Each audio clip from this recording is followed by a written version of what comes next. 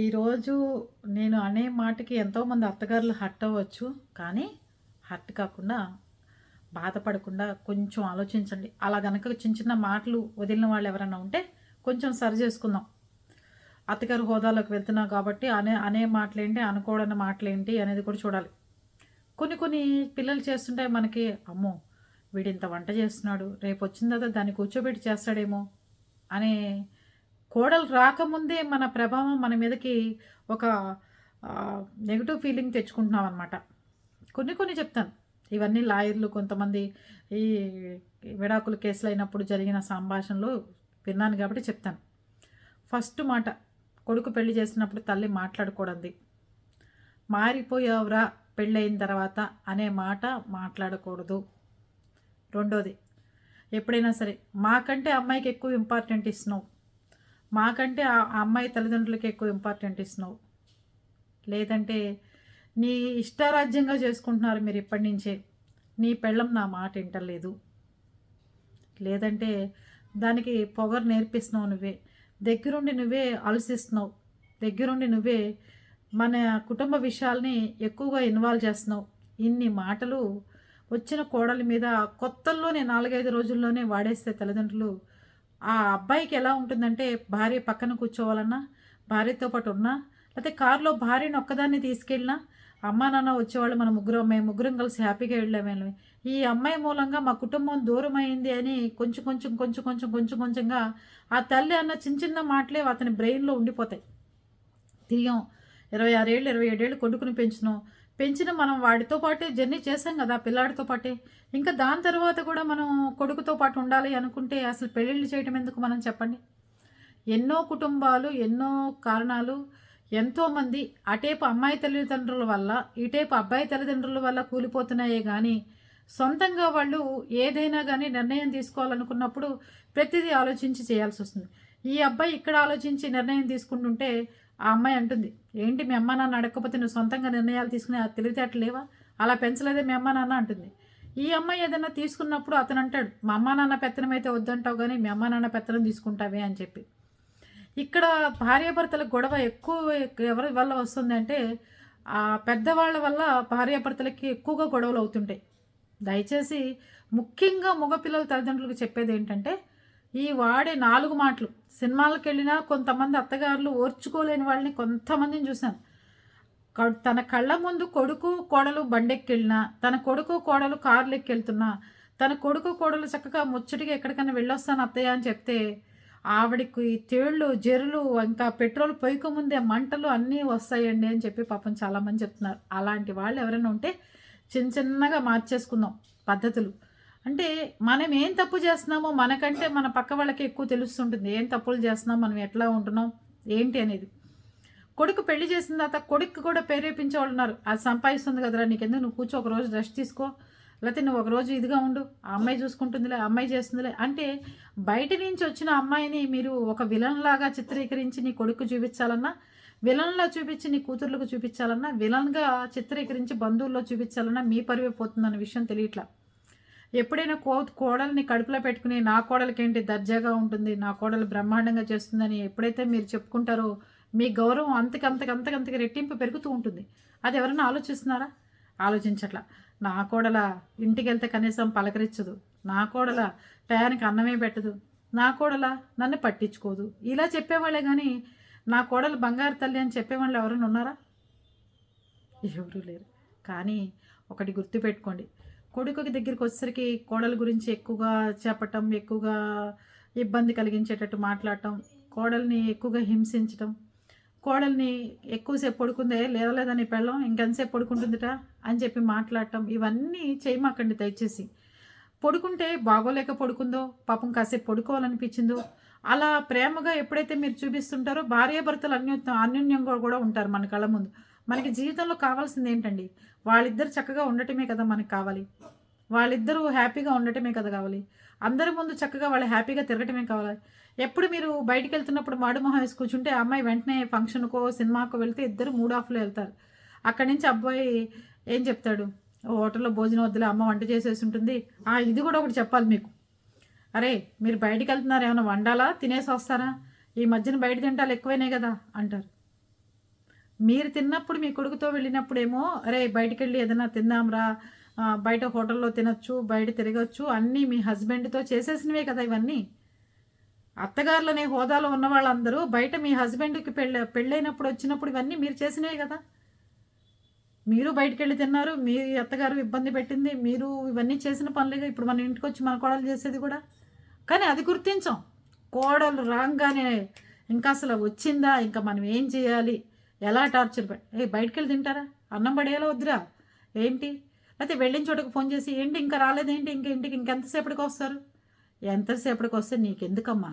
చక్కగా కాలు మీద కాలేసుకొని ఇంట్లో పోయారు సామ్రాజ్యం అంతా నాదే అని మంచి టీవీ సీరియలో మాలాంటి యూట్యూబ్‌లో వాళ్ళు చెప్పే వీడియోలో చక్కగా పెట్టుకుని వింటూ చక్కగా ఉండండి. అంతేగాని కొడుకుల జోలికెళ్ళి వాళ్ళ కాపురాలు కూల్చమాకండి దయచేసి. చిన్న మాట వాళ్ళు పట్టించుకుని వాళ్ళ జీవితాలు నాశనం చేసుకుంటున్నారు. పాపం ఎక్కడి నుంచో వచ్చిన ఆడపిల్లలు అంటే మంచి అత్తగారు వచ్చినప్పుడు చెడ్డ కోడళ్ళు, చెడ్డ అత్తగారు ఉన్నప్పుడు మంచి కోడళ్ళు సహజమైపోయారు. అలాగే మనం కూడా మారకపోతుంటే సమాజం చూసి మార్చుకోపోతే చాలా ఇబ్బందులొస్తాయండి. రేపొద్దున వాళ్ళ విడాకులు, వాళ్ళు కొట్టుకోవడం, తిట్టుకోవడం అప్పుడు మీకు అస్సలు మనశ్శాంతి ఉండదు. ఒరేయ్ పాపం అమ్మాయి పడుకుంది కదరా! నేను పెడతారా? నీకు కాఫీనే కదా! నీకు కలిపిస్తారా? నువ్వు పడుకోలేమ్మా కాసేపు. నేను కాఫీ కలిపిస్తలే అని చెప్పండి. అంతేగాని ఏ లేవలేదే దానికి వాళ్ళ అమ్మ నేర్పలేదా? ఎప్పుడైనా సరే మీరు గుర్తుపెట్టుకోవాల్సింది ఏంటి అంటే మన కూతురు వెళ్ళిపోయిన తర్వాత మన కూతురు మన ఇంట్లో ఒక 24 ఏళ్ళు, 25 ఏళ్ళు ఉంటుంది. ఈ అమ్మాయి మన కుటుంబంలోకి వచ్చిన తర్వాత దగ్గర దగ్గర 50 ఏళ్ళు ఉండాలి. మన వంశాన్ని చూసుకుంటూ, మన వచ్చిన బంధువులను చూసుకుంటూ, మనం చేసిన పనులన్నీ చూసుకుంటూ చక్కగా గౌరవప్రదంగా పలానా వాళ్ళ కోడలు అని చెప్పుకోవాలంటే మీరు కరెక్ట్‌గా ఉంటేనే మీ కోడలు కరెక్ట్‌గా ఉంటుంది. తెలిసిందా? అంతేగాని మీరు సరిగ్గా లేరనుకోండి, వచ్చిన అమ్మాయి ఎలా ఉంటుంది? చూపించేటప్పుడు కూడా కోడల్ని చాలా గౌరవప్రదంగా చూపించండి. ప్రజలకు గానీ, ఇంటికొచ్చిన వాళ్ళకి గానీ, ఏదైనా గానీ. పాపం చిన్న పిల్లలు కదండీ! వాళ్ళకేం తెలుసండి. మనం పెద్దవాళ్ళం ఉన్నంత సేపే కదా, ఓపిక ఉన్నంత సేపే కదా వాళ్ళకేదైనా చేసి పెట్టేదని. బాలేదనుకో, అన్నం పడేసి పడుకోలేవా మాత్రం? బాగుండపోతే ఏమైంది? అని చెప్పి విసుక్కోవడాలు ఇలాంటివి వద్దు. మారిపోయింది కాలం. అంతా మారిపోయారు. కోడళ్ళు మాత్రం తక్కువ తిన్నారా? వాళ్ళ అమ్మ వాళ్ళు తక్కువ తిన్నారా? అంటే వాళ్ళ సంగతి వదిలేయండి. వాళ్ళ సెపరేట్ చాప్టర్ చెప్పుకుందాం. వాళ్ళకి చెప్పాలంటే సెపరేటు. కానీ మగపిల్లల అమ్మ గారికి చెప్పేది ఇదే. రిటైర్ అయిపోయిన తర్వాత మగవాళ్ళు కూడా ఖాళీకి కూర్చుని ఊరికే పేపర్ చదువుకుంటూ ఇంట్లో విషయాలు ఇప్పటికి కూడా పట్టించుకోకుండా ఉండకండి. భార్య ఏం చేస్తుందో కన్నేసి ఉంచండి ఇంటి మీద. ఎంతసేపు బిగ్ బాస్ షోలు లేకపోతే ఫ్రెండ్స్తో కాకుండా ఇది తప్పే మన కోడలు నువ్వు ఇలా మాట్లాడకూడదని కొంచెం అప్పుడన్నా నోరిప్పండి పాపం. అప్పుడు ఆవిడ చేసేది ఏంటో తెలుస్తుంది.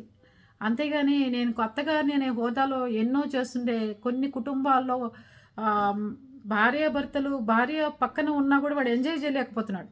పక్కన తీసుకెళ్తున్నా పాపం మా అమ్మ ఒంటరిగా ఉంది, ఫీల్ అవుతుందేమో నేను దీన్ని తీసుకొస్తే అని వాడు ఆ అమ్మాయి పక్కన ఎవరో పక్కింటి ఆవిడ పక్కన కూర్చున్నట్టు బిడియంగా కూర్చోవటం, సరిగ్గా వాళ్ళిద్దరూ టైం స్పెండ్ చేయలేకపోవడం, కావాలని ముందొచ్చేసాడని చెప్తే అమ్మ ఏమైనా అనుకుంటుందేమో అని వాడు ఫీల్ అవటం ఎన్నో జరుగుతున్నాయి. ఇట్లాంటివన్నీ చరిత్రలో జరగలేదా? ముందే వచ్చావేంట్రా నీ పెళ్ళం వచ్చిందని ముందే వచ్చావా? అంతకుముందు అర్ధరాత్రిలాగా తలుపులు తీలేసి వచ్చిందని అని చెప్పి ఈ డైలాగులు. ప్లీజ్, ప్రతి కుటుంబాల్లో ఆడపిల్లలు జరుగుతున్నవే. అందుకని చక్కగా స్తోమత ఉన్నా లేకపోయినా ఏం చేసినా బాగా చక్కగా పెళ్ళైపోగానే కొడుకు కోడల్ని తీసుకెళ్ళి ప్రశాంతంగా పెట్టేయండి. వాళ్ళ ఇష్టం వచ్చినట్టు ఎన్నింటికన్నా లేవనండి, హాయిగా లేచి వాళ్ళే వండుకుంటారు. వండుకోకపోతే తెప్పించుకుంటారు. ఇప్పుడు ఏం పోయింది? కొన్నాళ్ళ తర్వాత పిల్లలు పుట్టేసిన తర్వాత వాళ్ళకి మనలాంటి బాధ్యతలే, బోళ్ళు పనులు, బోళ్ళు సంగతి ఎన్నో ఉంటాయి.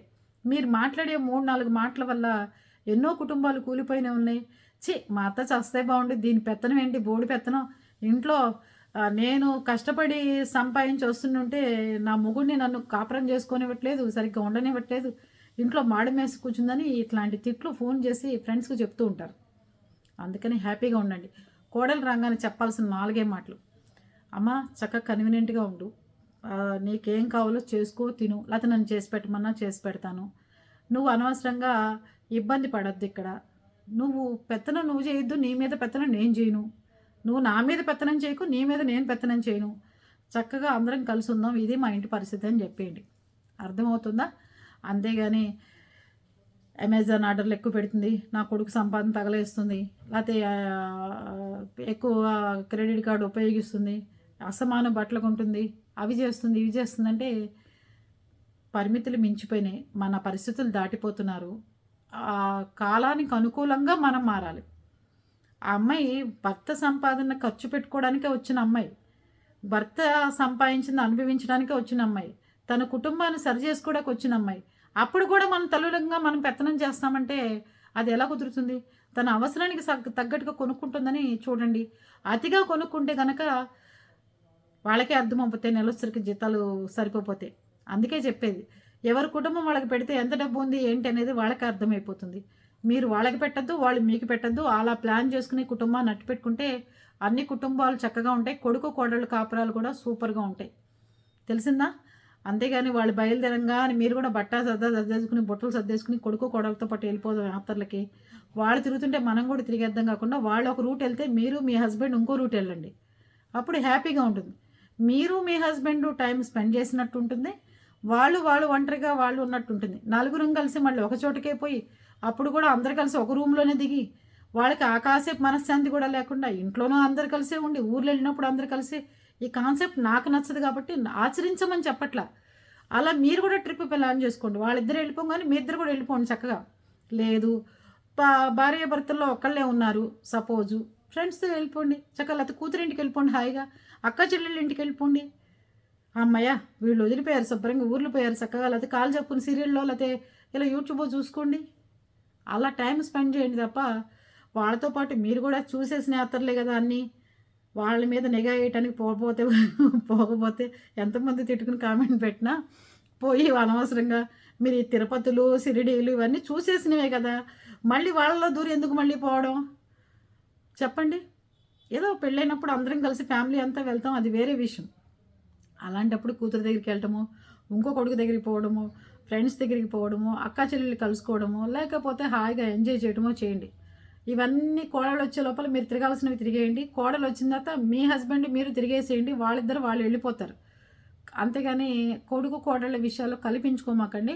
ముఖ్యంగా కోడలికి చెప్పకూడని, కొడుక్కి పెళ్ళమంగానే చెప్పకూడని మాటలు ఈ 4. అర్థమైందా?